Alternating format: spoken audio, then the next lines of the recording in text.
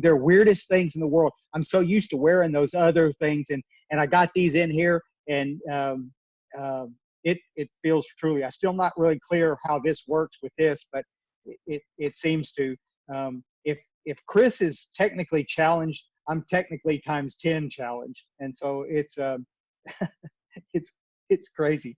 I like Chris also have had an unbelievable amount of joy in flipping through the pages of this thing, and it's amazing how many of you I know and have met, and what an absolute treat. I talked to Dave just a little while ago on the telephone, and that guy, practicing total dishonesty, didn't say one word about being on this thing tonight. And so I was really surprised when he showed up like that.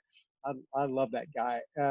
This is pretty special. Ali, thank you for you and your cohorts that put this thing together. I remember years ago making a weird joke about somebody that was chairing a conference, and I remember him. It was kind of disparaging what I said, and I remember he looked at me and he said, "Myers, one of these days you're going to be in my shoes, and you're going to know what an idiot you really are." And it wasn't 2 years later that I got to chair a big men's conference out in West Texas, and I don't think I've ever worked so hard in my whole life trying to get stuff together and deal with it. And when the conference was done and everybody was packed and gone, I remember walking around that facility and crying like a little bitty kid. I mean, it was just like, oh my gosh, it's truly an amazing way to serve. And so I'm truly grateful. When they canceled the one in July, I was kind of heartbroken. And so it's kind of cool that we get to do this. So some of you I haven't met. For those that I haven't had the pleasure to meet, my name is Myers Raymer. I'm a very grateful recovered alcoholic from up by Dallas, Texas. I'm a little north of Dallas. And Chris, where he is right now, is 300 miles south and west of where I was raised and where I took my first drink too. And so I always enjoy hearing Chris. Chris is still my favorite speaker. I love hearing him, love talking to him. You'd think I'd get tired of it by now. We've done hundreds of workshops together over the years, and he, I still really enjoy it. It's always good. Chris sobered up. I'm sure he'll tell you, Chris sobered up 2 months before I did. I took my last drink January 15th of '88, and the cool part about it is that I've got one sobriety date, January 15th, '88. Chris had a whole shoebox full of Desire chips by the time I got sober. And it was, but interestingly enough, Chris saved my life. He took me to that first AA meeting. I mean, I don't think I would have ever gone by myself. He took me to that first one. And then 7 years later, when I kind of came apart in AA, he took me to introduced me to a guy that would change a whole lot about who I am and what I've become. And I want to say real quick, there's another reason why I really, really love doing this. I don't, as I've gotten older, I don't like one night talks. Like if I'm just going to do one talk, I'll do them obviously, but what I love to do is when we get a chance to do this, and then we get a chance to do some workshop stuff and talk about the things that are near and dear, understanding the basic text, sponsorship, this kind of stuff. But I also have found out a long time ago that there are oftentimes I'll say something and then somebody will misunderstand what I said, or they don't understand it from the same perspective that I'm trying to relay it. And there's always some friction. And I remember years and years ago, I got finished doing a talk, and this lady walked up to the podium afterwards, and she just made a beeline to me. And when she got up to me, she reached out and grabbed my tie and jerked me off the podium. I mean, it was like, and I'm just like going, oh, whoa, what's going on? And she said, I can't believe you said that. And I said what? And she said, and then she said something, and I looked at her and I said, I didn't say that. And the guy standing next to her, who was my host, went, Mary, he didn't say that. And she goes, oh, and let go of my tie and just walked off. And I thought, oh, golly, what? Oh, my gosh. I called Chris that night and I said, all right, I'm done. I'm not going to do this anymore. It's gotten dangerous. And, but it didn't take long to get back in the saddle. Um, what a treat. It's funny. Growing up with Chris, we kind of went through the same sort of stuff. I think I need to say for the taping record that I didn't throw the rock that hit Chris. I was there, but I didn't throw the rock. So it's just stupid. Bunch of kids throwing rocks at each other, and you know what happens. So um, the I was always concerned whether Chris was ever going to get sober. I like Chris in the same respect. We were both functioning alcoholics. We did a lot of the same kind of stuff. And it's an amazing thing. You can, for a lot of us, we drank normally. I mean, I could drink a 12-pack of beer and a half a bottle of vodka, and you'd really never know I had anything to drink. That's just the way it was. Until it wasn't, until it got to a place to where it began to change. We don't know where we are on that continuum from that line that says from right over here is my very first drink, and over here I'm brain dead in a hospital ward with somebody taking care of me until I die.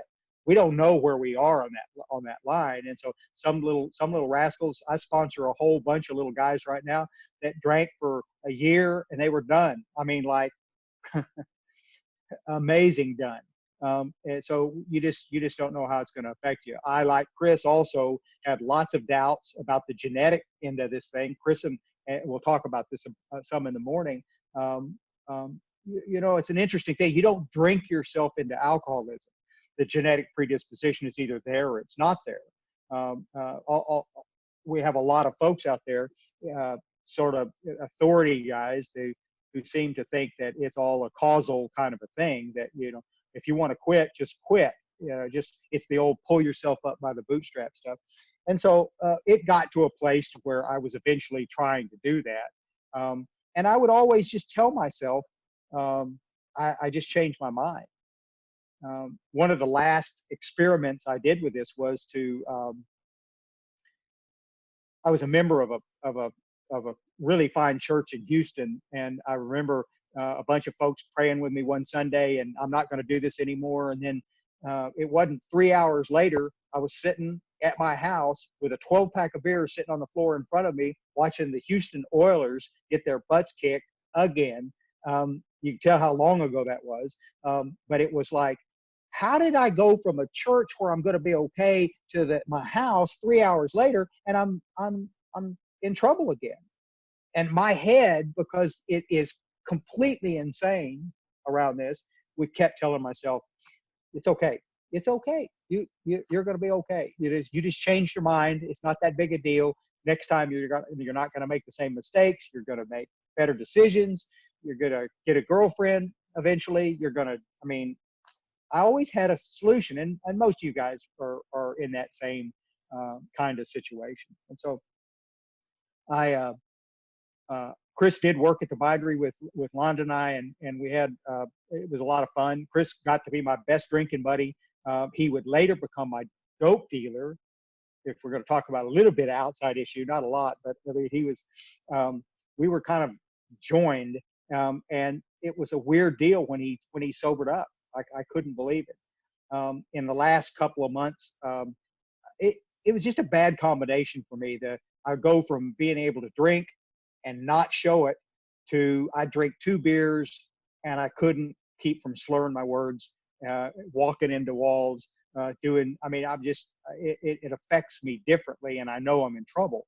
I know that I'm going to have to do something. And so my wife by now is completely exhausted with my behavior. And she's now, Myers, why don't you sleep in that little bitty bed down at the end of that hall, and I'll sleep in the bigger bed down at the end of this hall, and we'll just kind of try to cohabitate. We had a little girl at that time, a little daughter, and it's just kind of goofy. Um, uh,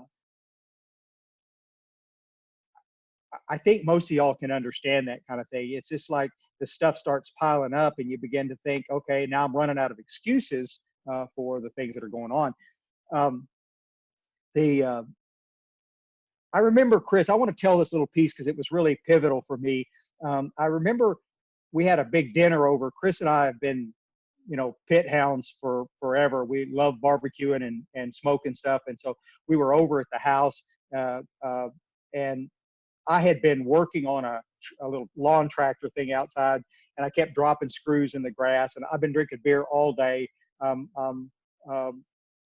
40 pounds heavier than I am now. And it's mostly gut, big fat face, and all red faced. And I keep dropping screws, and I'm getting angry. And Chris is sitting there on a stump drinking iced tea, watching me. He's been sober for 2 months. I just looked at him. I'm trying to turn this tractor over with my bare hands because I'm so angry. And I remember Chris looking at me, and he stood up and he said, it doesn't have to be this way. And he turned around and he walked in the house. And I remember looking at him as he walked away, and I went, I don't know what to do. And I just, later that night, I remember standing out by my Land Cruiser. Everybody had left, and I'm sitting out there by the Land Cruiser, and I got a bottle of vodka and a hot beer that I got out rolling around in the seat of the truck. And I'm just sitting out there watching the moon, and I realized it hit me like a ton of bricks. This is as good as it's ever going to get, and from here it will end. And it was just this kind of horrible sinking feeling that told me that there was no more joking, there was no more deflecting, there was no more rationalization. I had to do something. And so the next day at work, I asked Chris if he would take me to an AA meeting, and he grinned and he said, sure, and he did. And so listen, guys, I'm one of these guys that fell in love with AA. I truly, from the moment I went in there, the nicest people I've ever met, the smoke-filled room. I got sober, and I one day at a time. I managed to go to enough meetings. I didn't work the steps. I want to be as transparent with you as I can be. I didn't work the steps, and I didn't have a sponsor. Later, I got a sponsor in name only because he drove the prettiest black Mercedes I'd ever seen, and he wore a nice suit of clothes. And I figured, since I'm a business guy and he's a business guy, we'll be able to swap business stuff. Alcoholism and trying to stay sober never even entered the picture. And as a consequence, I'm sort of the poster boy of, yes, you can stay sober one day at a time, which the book never says, but you can do that. Our little mantras keep saying that. Just keep coming back. Just keep coming back. And I did. The problem with this stuff, guys, and this is probably the most important part of the stuff that I want to talk about tonight, was that it's possible that you can go to a whole bunch of meetings and you can find yourself sliding sideways. Some of you have experienced this nightmare, and it's truly troublesome to be 100% convinced that you're doing everything that you're supposed to do in recovery, which is show up and be in a meeting, and then find yourself in a situation where slowly but surely, day by day, you begin to get depressed, you begin to get anxious, you begin to get irritated with everybody. Long about 3 years sober, the fun part of it went away, and I'm starting to be a bit of a jerk. If you were to ask Londa, my wife, she would say, no, you were a real jerk. It was ridiculous. And so 4 years into the deal, guys, it's manifesting in weird ways. Later, somebody would say, Myers, didn't you see that you were getting sick again? And I went, all I saw was that I was falling apart, but I didn't understand why. And they said, you couldn't tell that it was untreated alcoholism. I said, well, how would I know that? I didn't even know what alcoholism was. I didn't even understand the disease, so I didn't know. And so all I know is that I'm sober one day at a time. And I'm coming home every evening, and I'm eating half a gallon of Bluebell ice cream, which is nectar from God as far as I'm concerned. If they don't have it in Toronto, we need to make sure y'all get some pronto. It's amazing. I've gained 25 pounds. I hate my employees at work. I'm not digging my family. My kids are driving me crazy. My wife is driving me crazy. It's just, she's now asking me to live in opposite ends of the house again because she doesn't really want to be with me, and I don't blame her. I mean, I'm not a very lovable guy. Guys, I'm spending money. I don't know. Some of y'all can relate. How many of you guys ever bought things you didn't need? I mean, I'm buying clothes I don't wear. I'm buying music I don't listen to. I'm buying tools. I didn't even know what they were. I mean, I remember my wife one time saying, Myers, what is that? And I went, I don't know, but look how cool it is. Look, I mean, it's just the coolest. I said, she said, I know, but it costs $160. Well, I've got an expense account with work. So, I mean, I can buy all these tools because I might need them. And that's what I told her. I said, this may come in handy like that. It's just this,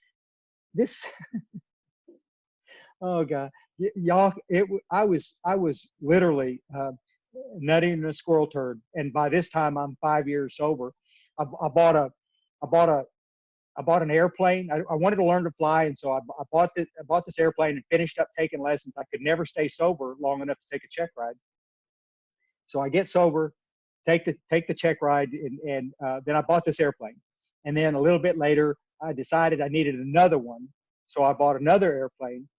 And then a little bit later, I know it's going to sound weird like this, I needed an aviation project. So I bought a project airplane, which demands another half of a hangar and insurance and the rest of this kind of stuff. Guys, it was just like, guys, we can't afford one airplane.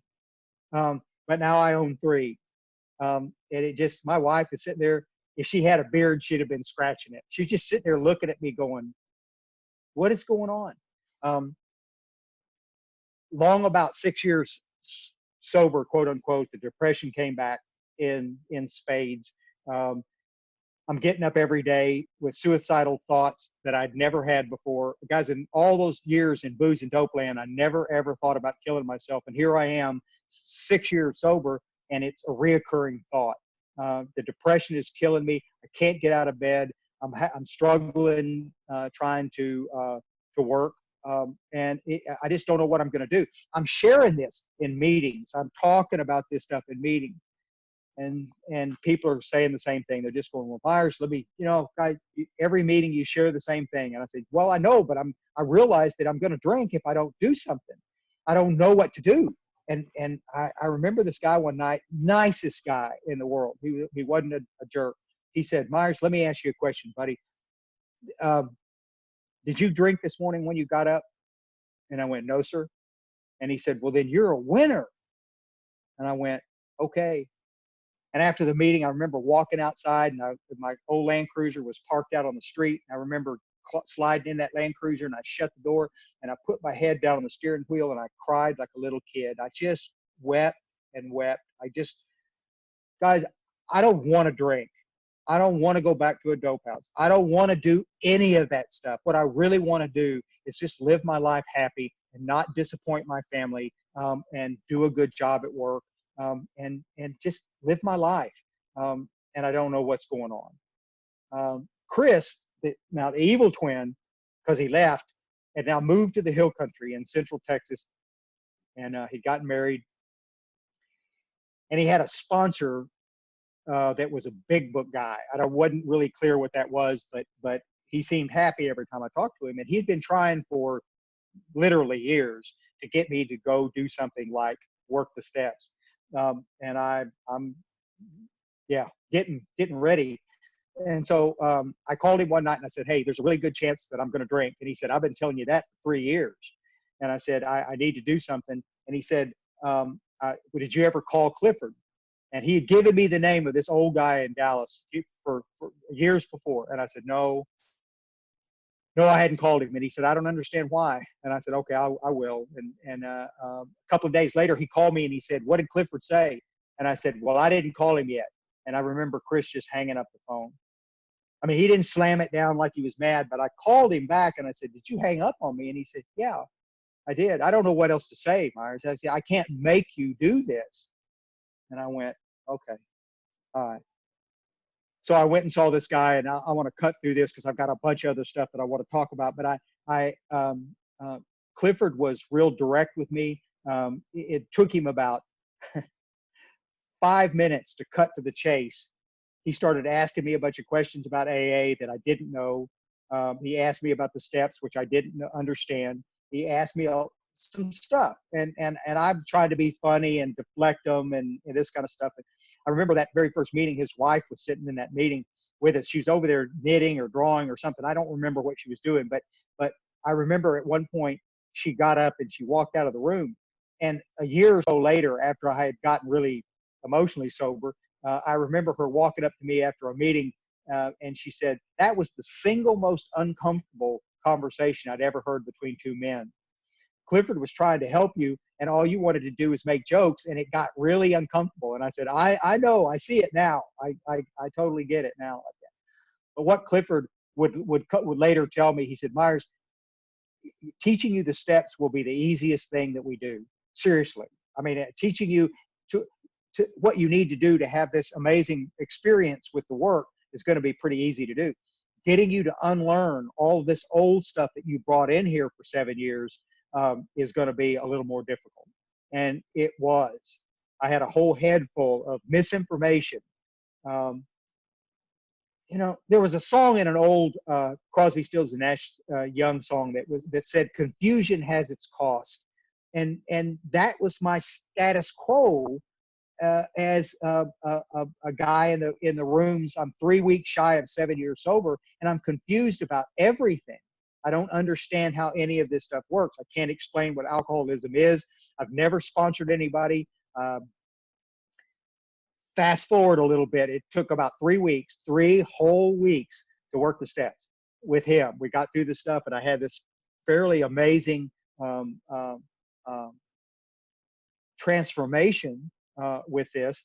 And then I had to make a decision whether I was going to stay in that group or whether I was going to go back to my original home group, which was what my original intent was. But I never went back. And I've been a member of the Primary Purpose Group Dallas for 25 years now, I guess. And it's just we have three book studies a week, a step study on Saturday night and 2 book studies on Tuesday and Thursday. And we're resuming those now. And it's just a fun place to go and study the text. And I just stayed. It was sort of an amazing deal. Let me fill in one little more part of this before I move on. I was willing. There's a piece of me, very prideful, that was excited about the fact that I now knew something about the big book. I could spout a little page number every once in a while, and I could talk about who that guy was and who that guy was, but I still wasn't doing some key things. My workaround step 11 was non-existent, and I was doing no disciplines. The 12-step stuff, I wasn't sponsoring anybody at all. I'm almost 9 years sober at that time, and I'd never sponsored anybody.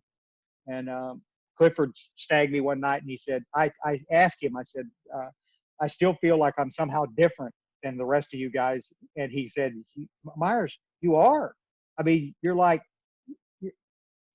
are different, but you're not doing what we do.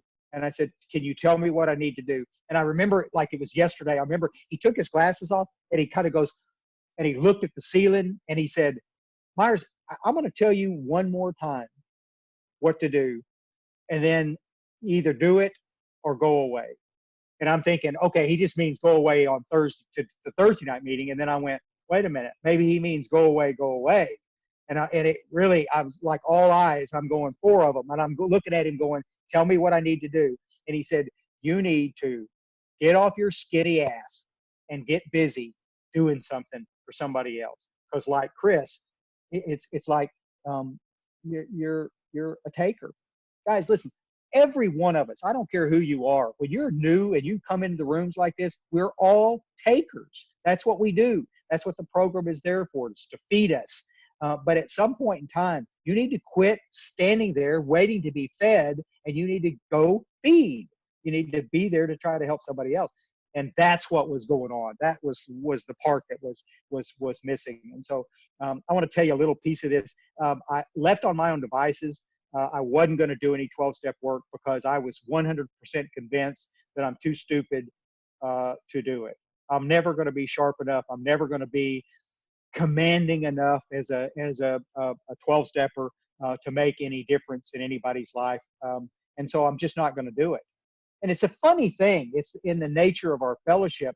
If you stay long enough, if you get some years behind you, you become sort of iconic in your AA group. And most people won't question whether you're sponsoring people or whether you're not sponsoring people. And that's unfortunate because here I am, an old guy or an older guy, been around the rooms, and I've never been involved with anybody. I'm just terrified of it. It's hard for me to explain how nervous the idea of sponsorship made me because I couldn't get really clear around it. We'll talk about that some tomorrow. It's just one of my very favorite things to talk about. Clifford said, tomorrow, I want you to go to Salvation Army. And I said, I'm going to go to the Salvation Army tomorrow. Clifford, I always go to the Salvation Army. And he said, no, I know you go to the Salvation Army, you drive over there with me and you put books on chairs and you sit in the back of the room and you ignore what's going on. And after the meeting, you pick the books up and you drive home with me, but you don't really do anything. And we've been doing this for a year or so now, and you need to really get busy. And I said, okay, I will. I promise you I'll do it. Next day, I end up over at Salvation Army, and I walk in and I'm looking around and I don't see Clifford's car and I don't see Phil's car and I don't see, I mean, none of the regular guys are there. And I'm thinking, I'll just go on in. And so I walked on in and cleared their security. Now, the Salvation Army in Dallas is enormous. It's huge. There's 160 guys in that room. And and I'm still looking for them. And I'm sweating BBs. Now, nobody showed up. So I'm standing there with a big book and a perfect knowledge of where we were last week when we were there. I know where we were. But the thought of me conducting that meeting was terrifying. Guys, I'm sweating my shirt through. I'm pacing the floor back and forth like this. I'm trying to avoid people's eyes. I'm thinking any minute they're going to walk in and they're going to save me and it's going to be okay. And those bastards, they never showed up. I laugh every time I think about it like that. They say that it was never planned that way. I totally disagree and believe that it was planned. They just got me going. And so when it's time to start, I got up there, did a share. It got easier. It got more comfortable. And as I got in there, I got kind of having fun and we were laughing back and forth some like this. And I'm thinking toward the end of it, I'm thinking, I'll never have to do this again. I'm going to leave here tonight and I'm going to milk this for 15 years. I'm going to milk this experience and I'm going to go, yep, I did that talk out there at that Sally. Like, that's what I'm going to do. I had no intention of doing it again. I survived and that's all I wanted to do. Well, I get done. We do the Lord's Prayer, which is sort of amazing with 160 guys in that room doing the Lord's Prayer. It was like being in some kind of cathedral in Europe. It was just amazing. And we get done, and this guy said, hey, before you leave, is there any chance you could come back over here tomorrow night? Guys, and I'm just, there's a piece of me that went, oh, if I had just walked a little faster, I could have got out the door and they wouldn't have said anything. But then there was another part that went, this guy asked me to come back. I mean, wow. And so I get up the next morning feeling as the book somewhat rearranged. I couldn't explain it. I thought about it a lot, and I couldn't explain it.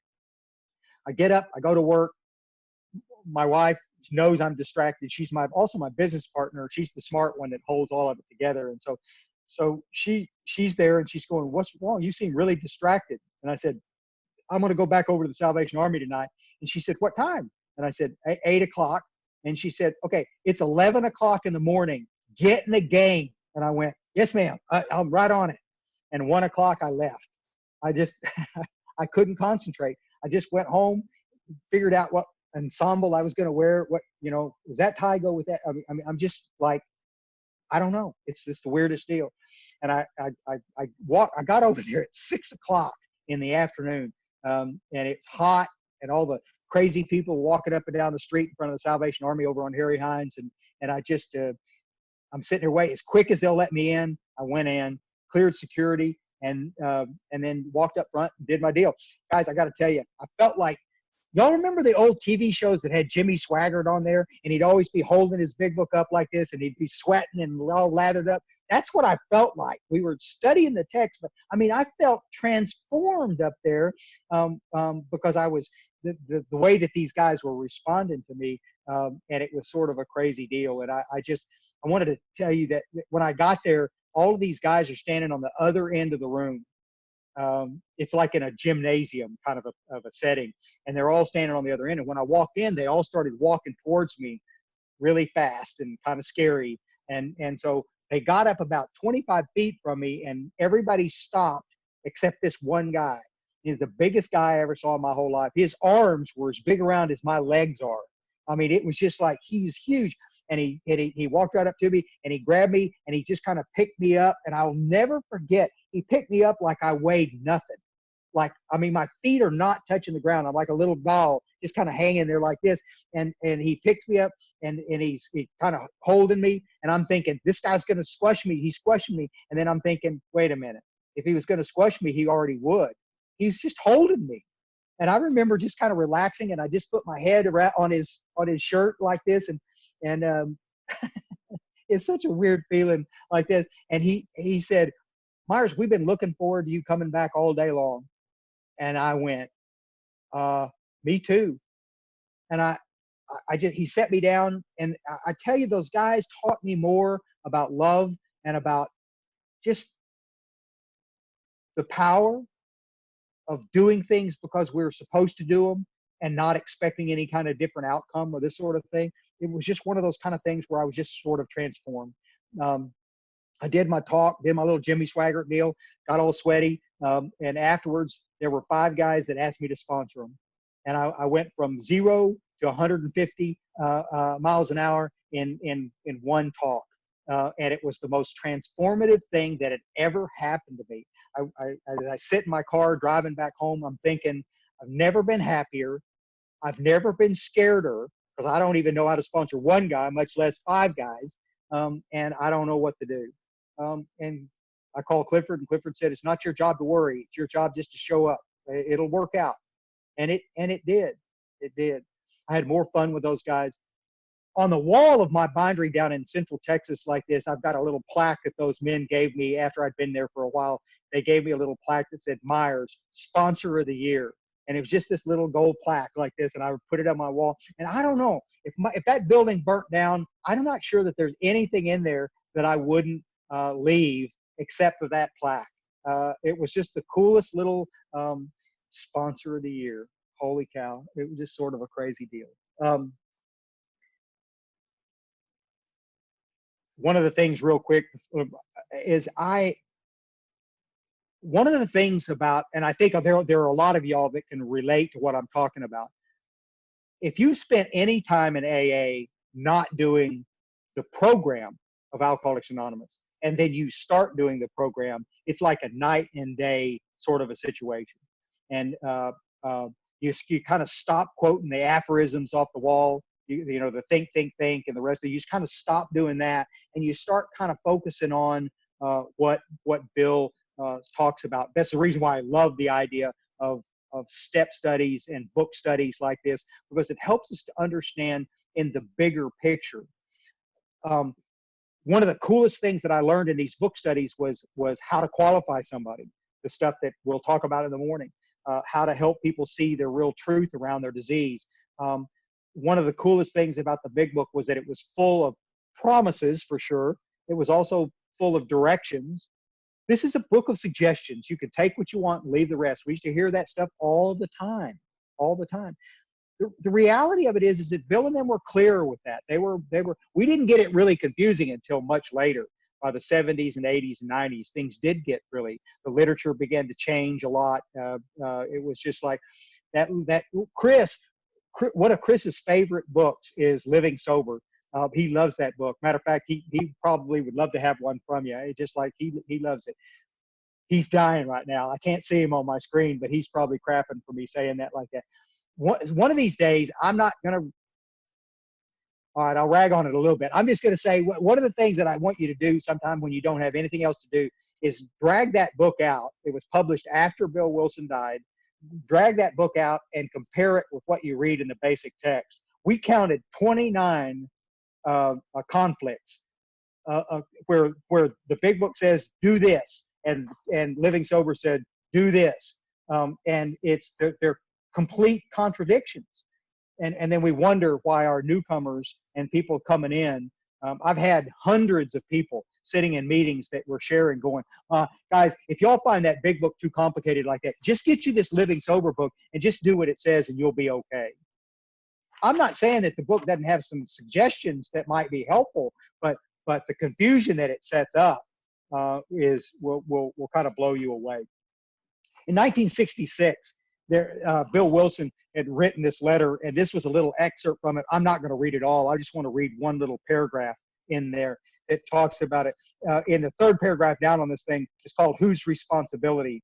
It said, this is why sobriety, freedom from alcohol, through the teaching and practice of AA's 12 steps, is the sole purpose of the group. If we don't stick to this cardinal principle, we shall almost certainly collapse. And if we collapse, we cannot help anyone. I want to read the first line of that again. This is why sobriety, freedom from alcohol through the teaching and practice of AA's 12 steps, is the sole purpose of the group. And the little piece that Chris read earlier, like that our chief responsibility to the newcomer is an adequate presentation of the program. Guys, I'm 7 years sober, and I'm still questioning whether or not I'm an alcoholic or not. I still have this lurking notion up in my head that maybe I've made a mistake here like this, which is crazy like that. Look at how many times Bill Wilson repeats the same theme over and over and over. Big ticket items, your relationship with your creator, how we find the power. And look at how many times he repeats that same stuff over and over. The idea in 4 different places that I know, and somebody said the other day that there was a 5th one, but I didn't catch where it was. But for 4 places that I know, go back, if you want something fun to do sometime, go back in the book and look at Fred's story and Jim's story in the front of the book. There's a solution in More About Alcoholism. In More About Alcoholism, they'll do Jim's story and Fred's story. And both of these stories, they end up with 2 little knuckleheads, Jim and Fred, who tell different stories like this. And both of those stories, those men get sober and then step in the middle of it again and get loaded. And then when they come back, they call AA back. AA comes back and sees them like this. And then in both of them, the same example is given. And it says, we told them what we knew about alcoholism. Now, so hear me out. They didn't say, when we got back in front of Jim, we told him our story again. Guys, I'm not making light of your story. I love the fact that you have a story. If you don't have one, make one up. I mean, you got to have a story. You need to be able to relate like that. I totally get that. But after a while, I mean, how many of you guys have heard somebody share a story so many times that you wanted to punch them in the nuts or the neck? How about I say that, in the neck? Yeah. I mean, come on. There is more to that. Bill Wilson didn't say it. He didn't say it. Ebby and Bill related. Ebby had a story that he took to Bill, and Bill said, hey, this is really cool. I love that. This is going to be cool. And they could relate. That's necessary. But after we've related, the newcomer that comes in, my buddy Danny, that's in there from Ottawa, I've got him on my screen. Danny's brand new. He's probably got 40 years, but he comes in, he's new in my head, and he comes in and he's wanting to know what's going on. He wants to listen to somebody's story, and he hears the story, and maybe he can relate, maybe he can't relate, but at some point in time, there's a connection there. But at some point in time, quicker than we think, Danny's going to be going, hey, what is alcoholism, and how do I stay sober, and whatever. So it's like all of a sudden I'm shocked that Danny doesn't want to know about my relationship with my mother-in-law. He wants to know, wait a minute, well, dude, all I want to know is when I get up in the morning, can I stay sober, or am I going to stay obsessive about all of this for the rest of my life? That's what he really wants to know. People, I'm like Chris in this thing. Chris always says, I mean, we're lockstep on this thing.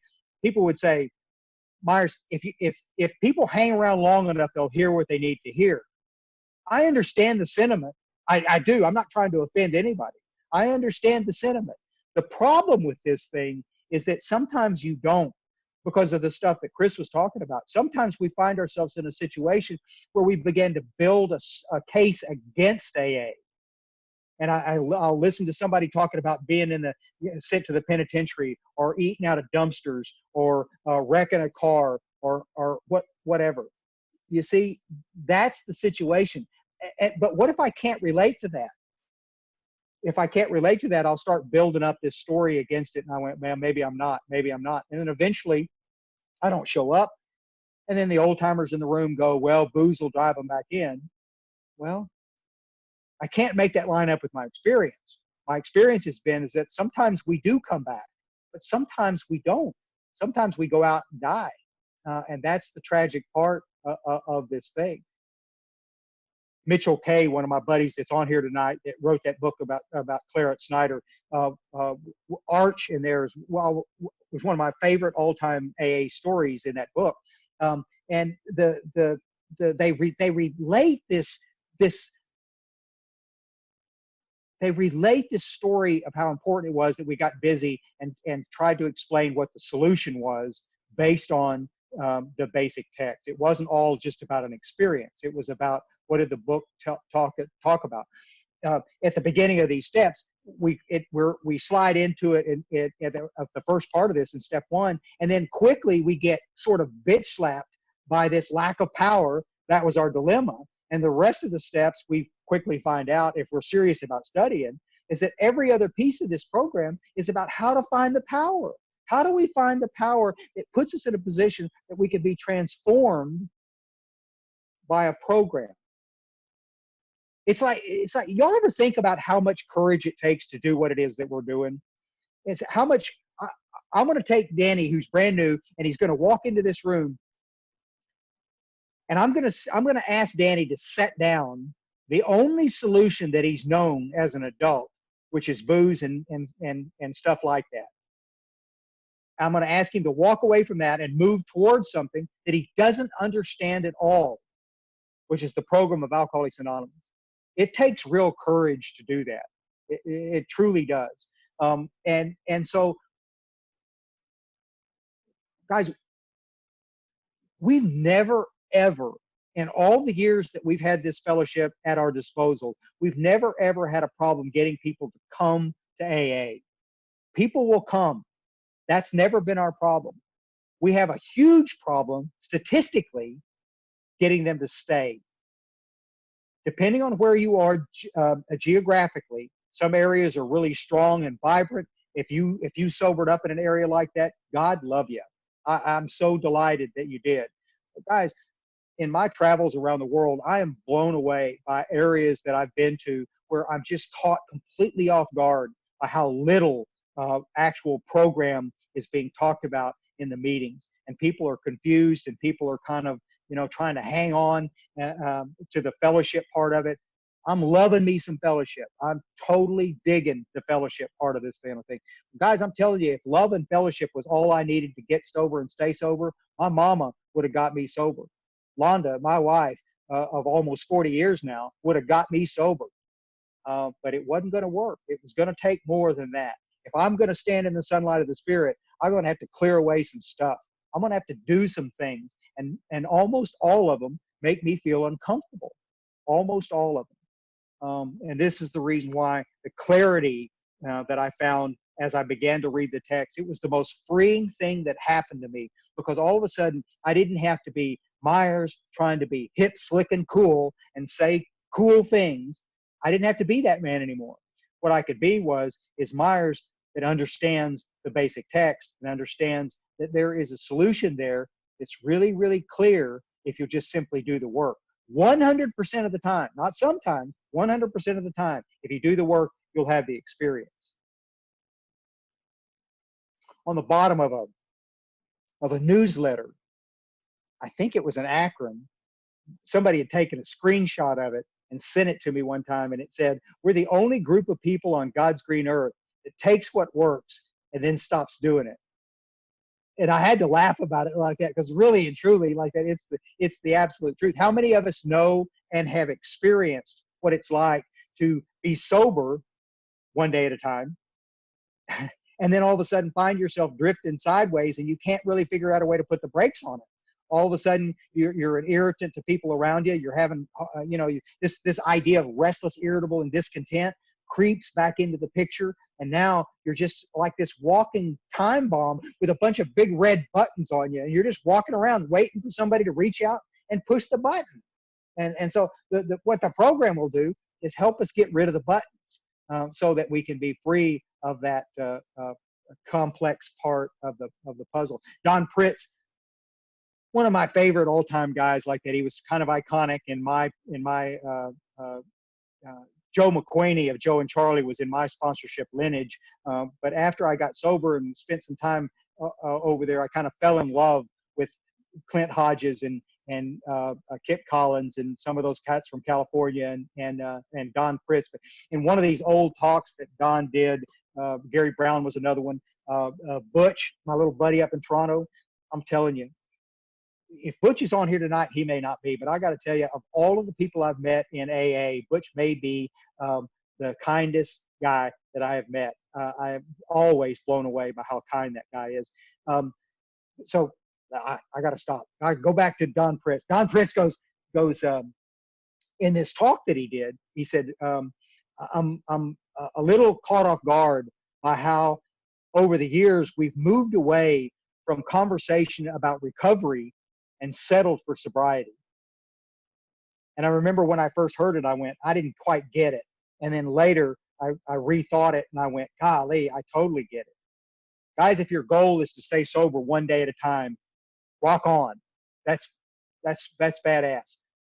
But if you want more, if you want a relationship with your creator that deepens, that is so enriched that you can look at things from a different perspective.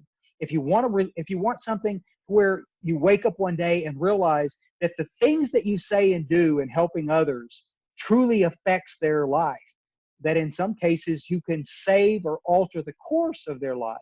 Now this is heady stuff for a train wreck like me. This is heady stuff. But recovery guarantees that I can do that. And so all we're asking is that perhaps we kind of circle back around, do what we can to clear up some of the confusion over here and get some clarity as it sifts through this common solution that the book talks about, which is pretty groovy. Thank you guys. I love y'all. And I'm hoping like a big dog, y'all get a good night's sleep and then we can hit it in the morning and do some stuff. Thank y'all.